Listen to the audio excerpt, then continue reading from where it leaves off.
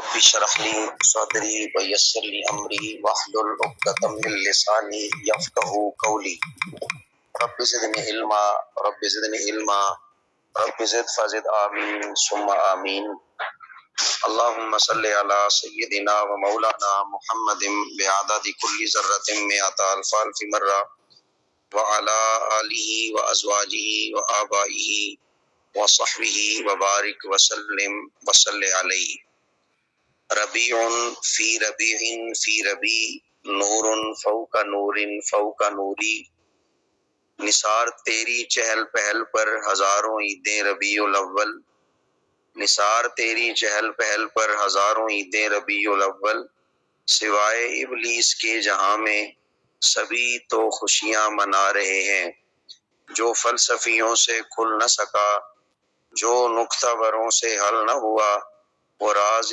کملی والے نے بتلا دیا چند اشاروں میں اللہم صلی علی سیدنا و سندنا و نبینا محمد وعلی آل سیدنا و مولانا محمد وبارک وسلم وصلی علیہ۔ آپ سب کو میری طرف سے نبی پاک صلی اللہ علیہ وآلہ وسلم کی ولادت باسعادت کا مبارک مہینہ مبارک ہو۔ اللہ تعالی ہم سب کو اس ماہ مقدس اس ربیع النور شریف کی برکات کو حاصل کرنے کی توفیق عطا فرمائے۔ آج یکم ربیع الاول کے ساتھ ساتھ آج ہمارا جو حدیث پاک کا درس ہے وہ درود پاک ہی کے حوالے سے ہے، اور انشاءاللہ آج ہم جو ہے درود پاک کی مزید فضیلتیں اور فضائل کو سماعت کریں گے، اور ہم کوشش کریں گے کہ اپنی زندگی میں درود پاک کو جو ہے وہ لازمی رکھیں۔ اللہ تعالی ہم سب کو کثرت کے ساتھ درود پاک پڑھنے کی توفیق عطا فرمائے۔ اب جو حدیث مبارکہ آپ کے سامنے پیش کی جائے گی یہ حدیث نمبر 9 ہے، جو کہ آپ کی الفصل الثانی کی 865 نمبر حدیث ہے۔ 865 نمبر حدیث نمبر 9، قال رسول اللہ صلی اللہ علیہ وآلہ وسلم۔ حضرت ابو ہریرہ رضی اللہ تعالیٰ عنہ اس روایت کو نقل کرتے ہیں اور بیان فرماتے ہیں کہ نبی پاک صلی اللہ علیہ وآلہ وسلم نے ارشاد فرمایا، راغم انف رجل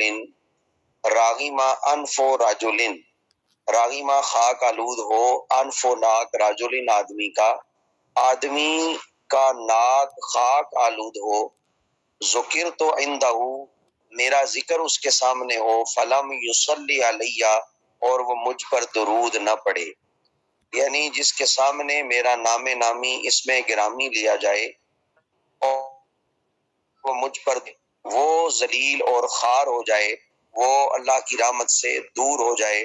تو یہاں پر اظہار ناراضگی فرمایا جا رہا ہے، یعنی آپ نے ناراضگی کا اظہار کیا کہ میں اس سے راضی نہیں بلکہ میں اس سے ناراض ہوں کہ میرا ذکر سن کر وہ مجھ پر درود نہیں پڑتا۔ اللہم صلی علی سیدنا و مولانا محمد بعدد کل ذرۃ مئۃ الف الف مرہ وعلی آلہ وازواجہ وآبائہ وصحبہ وبارک وسلم وصلی علیہ۔ راغیمان فرجل ذکرت عندہ فلم یصلی علیہ، کہ اس آدمی کی ناک خاک آلود ہو جب میرا ذکر ہو تو مجھ پر درود نہ پڑے۔ فرمایا راغم انف رجل دخل علیہ رمضان ثم انسلخ قبل ان یغفر لہ، اور اس آدمی کی بھی ناک خاک آلود ہو جس پر رمضان داخل ہوا اور پھر جو ہے وہ گزر گیا، قبل ان یغفر لہ اس سے پہلے کہ اس کی بخشش ہو جائے۔ آدمی کی بخشش ہو جانے سے پہلے رمضان داخل ہوا اور گزر گیا اور آدمی بخشا نہ گیا تو آقا نے فرمایا وہ بھی ذلیل اور خوار ہو جائے۔ اور اس کے بعد ذکر کیا تیسرا، وَرَاغِمَ أَنْفُ رَجُلٍ أَدْرَكَ عِنْدَهُ أَبَوَاهُ۔ نبی پاک صلی اللہ علیہ وآلہ وسلم نے ارشاد فرمایا کہ اس آدمی کی بھی جو ہے وہ ناک جو ہے وہ خاک آلود ہو، ادرک عندہ ابواہ جس نے اپنے والدین کو پایا، الکبر بڑھاپے میں، واحداہما یا ان دونوں میں سے کسی ایک کو، فلم یدخلاہ الجنہ اور وہ ان دونوں کی خدمت کر کے جنت میں داخل نہ ہو سکا اور یا اسے وہ جنت میں نہ پہنچا سکے، تو وہ آدمی بھی خاک آلود ہو جائے، اس کا ناک خاک آلود ہو جائے، ذلیل و خوار ہو جائے۔ یعنی مسلمان کے ذلیل و خوار ہونے کے لیے 3 عمل ہیں جو نبی پاک صلی اللہ علیہ وسلم نے بتائے۔ ایک عمل یہ کہ اگر وہ درود پاک پڑھے تو ذلیل و خوار ہونے سے بچ جائے گا۔ اگر رمضان پائے، رمضان میں بخشش کروا لے اور رمضان میں عبادت اس طرح کرے کہ اس کی بخشش ہو جائے، تب بھی وہ ذلیل و خوار ہونے سے بچ جائے گا۔ اور اگر وہ والدین کی خدمت کرتا ہے تب بھی وہ ذلیل و خوار ہونے سے بچ جائے گا۔ ٹھیک ہے، تو یہ 3 عمل جو ہے وہ آپ نے بتائے، یعنی والدین کی خدمت کرنے پر والدین جو دعا دیتے ہیں اللہ تعالیٰ اس دعا کے ذریعے اولاد کا بیڑا پار کر دیتا ہے۔ یہ تینوں چیزیں مسلمانوں کے لیے مفید ہیں، اور کافر کسی نیکی سے جنتی نہیں ہو سکتا۔ ہاں، بعض نیکیاں ایسی ہیں جو کرتا ہے، ہو سکتا ہے اللہ اس کے بدلے اسے ایمان کی توفیق عطا فرما دے، اور بعض ایسی نیکیاں ہیں جس کی وجہ سے ہو سکتا ہے اس کا عذاب ہلکا ہو جائے، لیکن معاف بالکل نہیں ہوگا اور اس کو دوزخ سے نہیں نکالا جائے گا۔ یہ کافر کی بات کی جا رہی ہے۔ تو نبی پاک پر درود پڑھنا یہ ایک اچھی عادت ہے۔ رمضان میں اپنی بخشش کروا لینا یہ ذلت اور خواری سے بچنے کا بہترین راز اور ذریعہ ہے، اور اسی طرح والدین کی خدمت کرنا یہ بھی کامیابی اور کامرانی کا ایک اہم سرٹیفکیٹ سند ہے۔ اللہ تعالیٰ ہم سب کو اس حدیث پر عمل کرنے کی توفیق عطا فرمائے۔ اگلی حدیث مبارکہ ہے حضرت ابو طلحہ رضی اللہ تعالیٰ 866 نمبر حدیث مبارکہ، اور اس کی حدیث نمبر 10 ہے۔ وعن نبی طلحہ ان رسول اللہ صلی اللہ علیہ وآلہ وسلم جاء ذات یوم، کہ ایک روز نبی پاک صلی اللہ علیہ وآلہ وسلم تشریف لائے۔ جاء ذات یوم، ایک روز تشریف لائے رسول اللہ صلی اللہ علیہ وآلہ وسلم، اور کیا کیفیت ہے؟ وجہہ، اور آپ کا چہرہ حشاش بشاش ہے، کھلا ہوا ہے، آپ کے چہرے پر بشاشت ہے، آپ کے چہرے پر خوشی کے آثار ہیں۔ فقالا، آپ نے ارشاد فرمایا، انہو جاءنی جبریل، کہ بے شک وہ ابھی جبریل میرے پاس آیا۔ فقالا، اور کہنے لگا،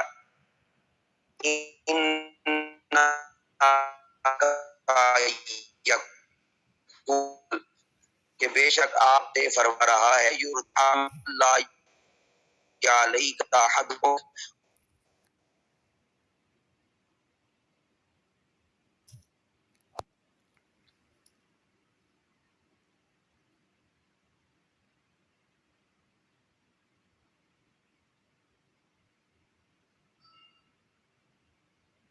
میں اس پر جو ہے وہ 10 مرتبہ درود بھیجوں گا۔ فلا یسلم علیک احد من امتک الا سلمت علیہ عشرا، اور اگر کوئی امتی آپ پر سلام بھیجتا ہے تو میں اس پر 10 جو ہے وہ سلام بھیجوں گا، سلام پیش کروں گا۔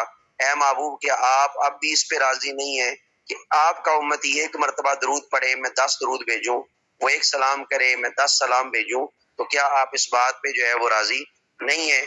تو یہ امام نسائی نے اور امام دارمی نے اس روایت کو جو ہے وہ نقل کیا۔ اللہم صلی علی سیدنا مولانا محمد بعدد کل ذرۃ مئۃ الف الف مرہ وعلی آلہ وازواجہ وآبائہ وصحبہ وبارک وسلم وصلی علیہ۔ حضرت ابو طلحہ جو اس روایت کو نقل کر رہے ہیں، ان کا اصل نام سہل بن زید ہے۔ ٹھیک ہے، سہل بن زید ان کا نام ہے، اور یہ حضرت انس کے سوتیلے والد ہیں۔ حضرت انس بن مالک جو تھے ان کے یہ سوتیلے والد ہیں۔ اور یہاں پر رب تعالیٰ کے سلام بھیجنے سے مراد 2 چیزیں ہو سکتی ہیں، یا تو یہ کہ اللہ اپنے فرشتوں کے ذریعے سلام کہلواتا ہے، اور دوسری صورت یہ ہو سکتی ہے کہ اللہ تعالیٰ اسے آفتوں اور مصیبتوں سے سلامت رکھتا ہے۔ اس کا مطلب یہ ہوا کہ جو ایک مرتبہ درود پڑھے وہ 10 مصیبتوں 10 آفتوں سے بچ جائے گا، جو ایک مرتبہ سلام پڑھے اسی طرح 10 مصیبتوں 10 آفتوں سے بچ جائے گا۔ یہ درود کتنا مجرب نسخہ ہے غموں سے بچنے کا، پریشانیوں سے، آفتوں سے، مصیبتوں سے بچنے کا۔ تو ایک مرتبہ درود پڑھنے والے کو اللہ تعالیٰ آفتوں سے، مصیبتوں سے سلامت رکھتا ہے۔ تو یہ اس درود پاک کی برکات ہیں۔ اللہم صلی علی سیدنا مولانا محمد بعدد کل ذرۃ مئۃ الف الف مرہ وعلی آلہ وازواجہ وآبائہ وصحبہ وبارک وسلم وصلی علیہ۔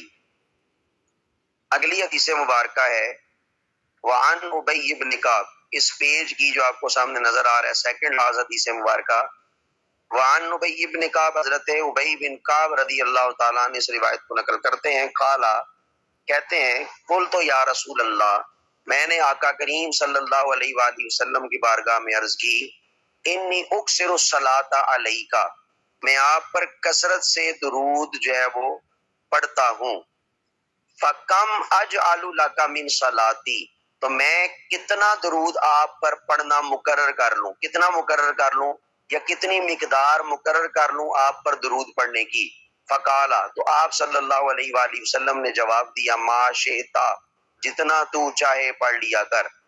قلت الربع، میں نے عرض کی یا رسول اللہ، کیا میں دن کا چوتھا حصہ جو ہے وہ آپ پر درود پڑھتا رہا کروں، دن کے 4 حصے بنا لوں اور چوتھا حصہ جو ہے وہ درود پڑھوں، 3 حصے اپنے کام کاج میں گزاروں؟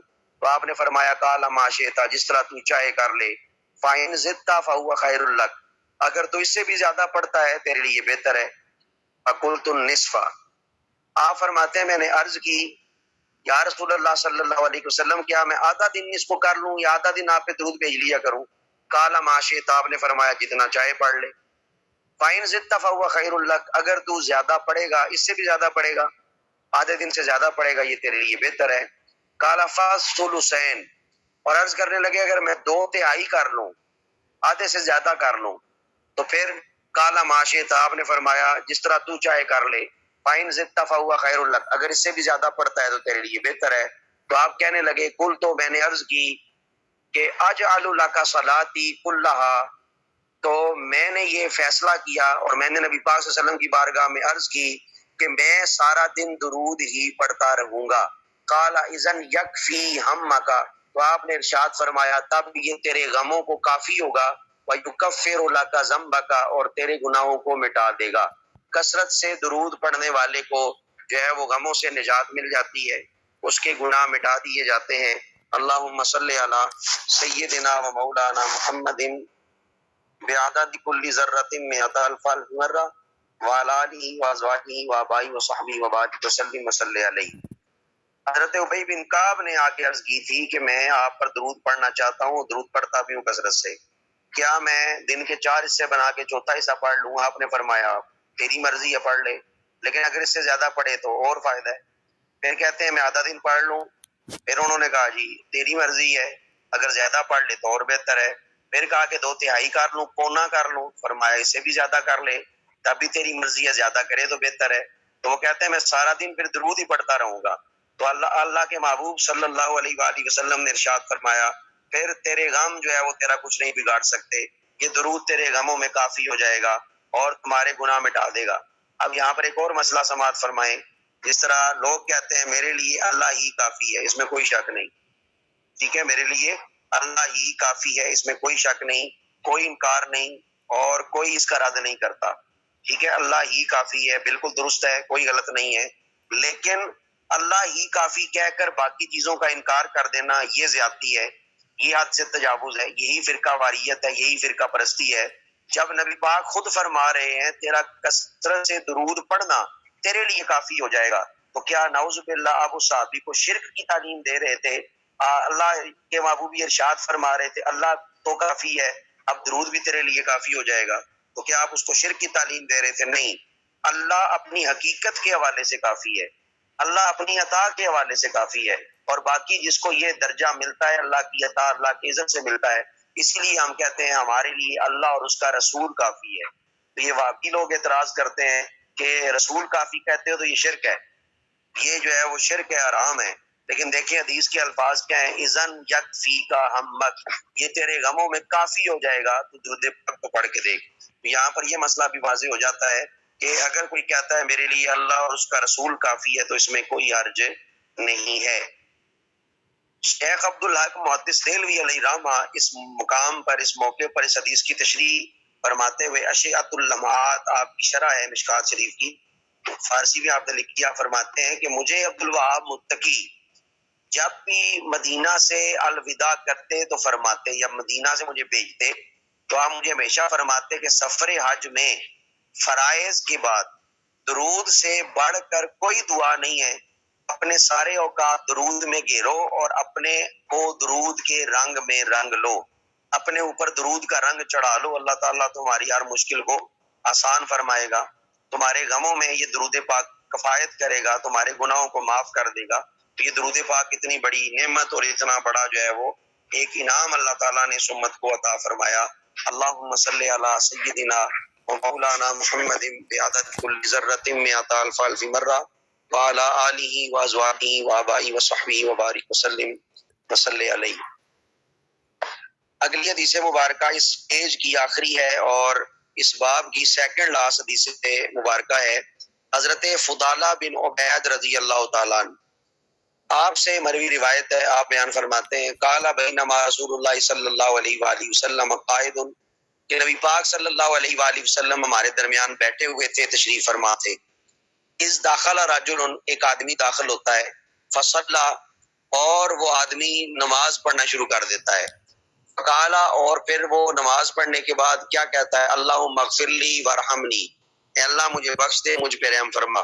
قال رسول اللہ صلی اللہ علیہ وآلہ وسلم، تو نبی پاک صلی اللہ علیہ وآلہ وسلم نے ارشاد فرمایا عجلتا ایھا المصلی، اے نمازی تو نے جلدی کی، اے نمازی تو بہت جلدی میں لگتا ہے، تو نے جلدی کی. اذا صلیتا، جب تو نماز پڑھے، فقعدتا، اور نماز پڑھ کے بیٹھے، فاحمد اللہ بما ہوا اہلہ، اللہ کی شایان شان اس کی حمد بیان کرو. وصلی علیہ، اور مجھ پر درود پڑھو. ثم ادعوہ، پھر دعا مانگو. ثم صلی رجل آخر بعد ذلک، پھر آدمی نے نماز جو ہے وہ پڑھی اور اس کے آخر میں دعا مانگی. اور کس طرح دعا مانگی؟ فحمد اللہ، اس نے اللہ کی جو ہے وہ حمد بیان کی. وصلی علیہ، اور النبی علی النبی صلی اللہ علیہ وسلم، اور اس نے نبی پاک صلی اللہ علیہ وسلم پر درود پڑھا. فقال له النبی صلی اللہ علیہ وآلہ وسلم، نبی پاک صلی اللہ علیہ وسلم نے ارشاد فرمائی المصلی، اے نمازی، ادعو، تو جب تو دعا مانگ رہا ہے اللہ تیری دعا کو قبول فرما رہا ہے. تو دعا کی قبولیت میں جو راز جو آپ نے ذکر فرمایا وہ یہ کہ اگر کوئی آدمی نماز پڑھنے کے فوراً بعد بیٹھ کے کہے اللہم اغفر لی وارحمنی، تو نبی پاک نے فرمایا تو نے جلدی کی ہے، اب تیری دعا میں وہ اثر نہیں رہا.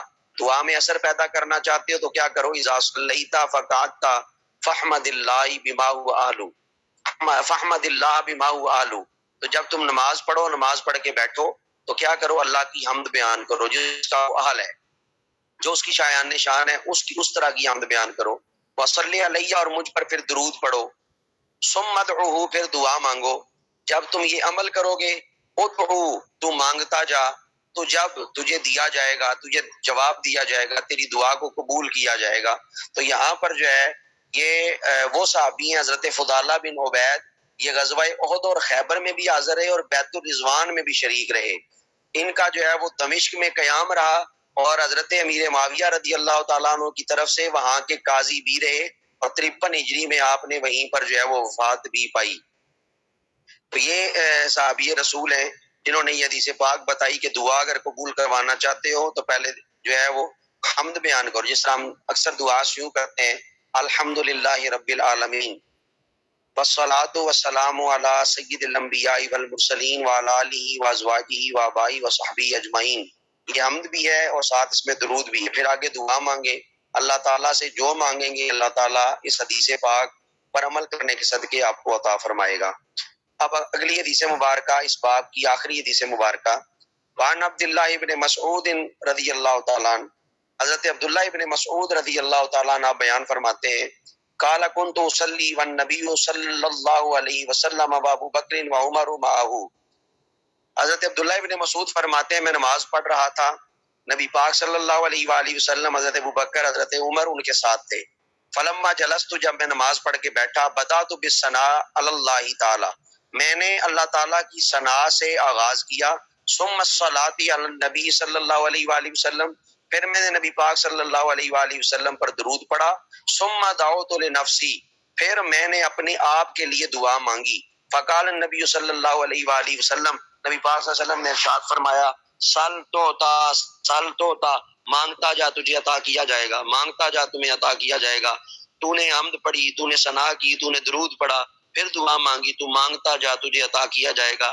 یہ دعا کے آداب میں سے ہیں. اگر کوئی اس طرح درود پاک پڑھ کے دعا مانگتا ہے اللہ تعالیٰ اس کی اس دعا کو اپنی بارگاہ میں قبول بھی فرماتا ہے۔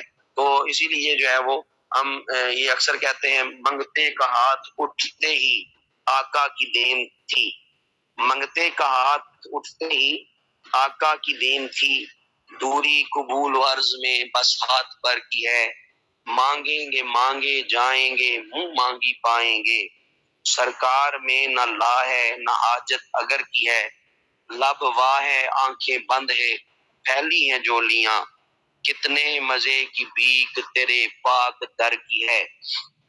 اللہم صلی علی سیدنا و مولانا محمد بعدد کل ذرۃ مئۃ الف الف مرہ وعلی آلہ و ازواجہ و آبائہ و صحبہ وبارک وسلم وصلی علیہ۔